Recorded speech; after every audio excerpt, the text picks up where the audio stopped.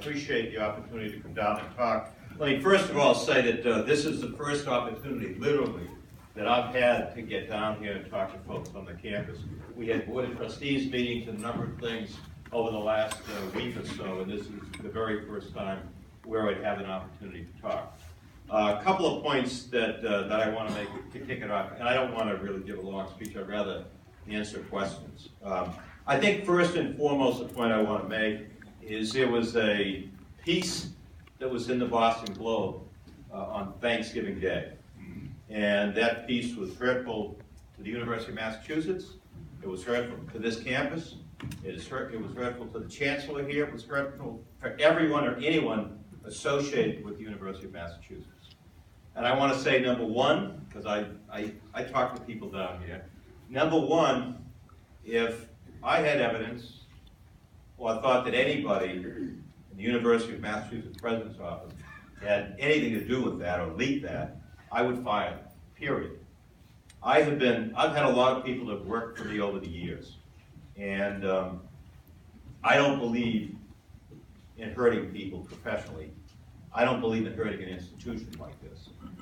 I think what happened, my guess is what happened over a period of time, about a month, little bits and pieces of a story sort of unfolded.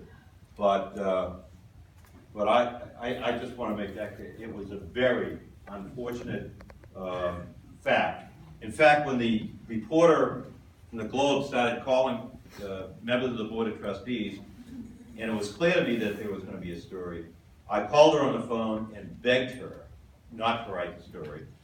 And I told her within a matter of days, both the chancellor and I would talk to her, but give us a few days and we'll talk to you. But it was one of those things where I think she felt she had multiple sources. She felt, she said to me, look, I know you don't want me to write it, but I'm a reporter. That's what I do for a living.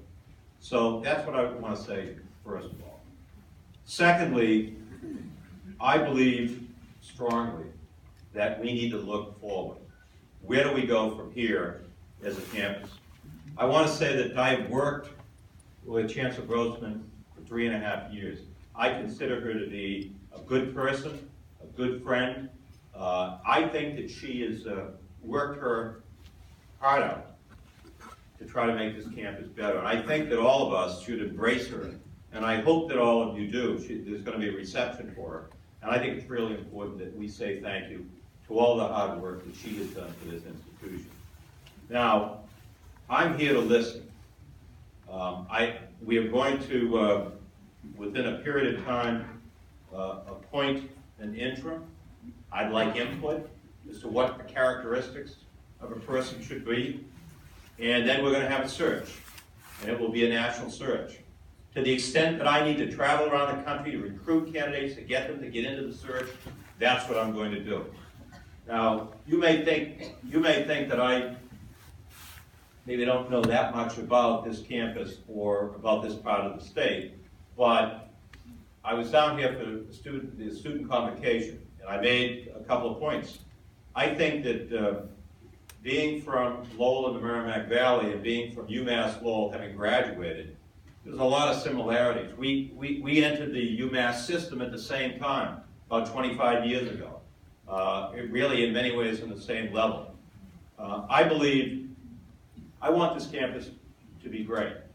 I want it to get to the next level. I know there are challenges associated with that.